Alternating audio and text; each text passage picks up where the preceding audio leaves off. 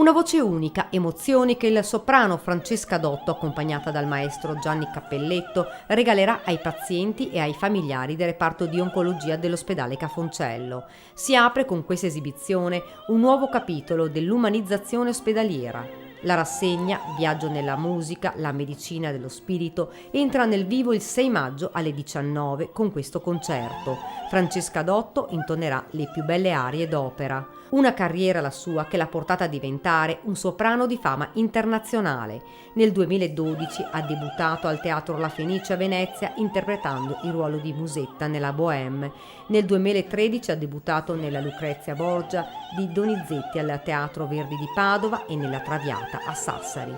Il 2014 la vede protagonista al Petruzzelli di Bari e alla Fenice di Venezia. Sta collaborando ora con la Fenice ed è reduce da una lunga tournée in Giappone. La rassegna musicale promossa dal maestro Giorgio Pavan con la collaborazione di Unindustria e ULS 2 è stata organizzata grazie anche alla disponibilità di numerosi musicisti che hanno deciso di donare la loro arte ai pazienti.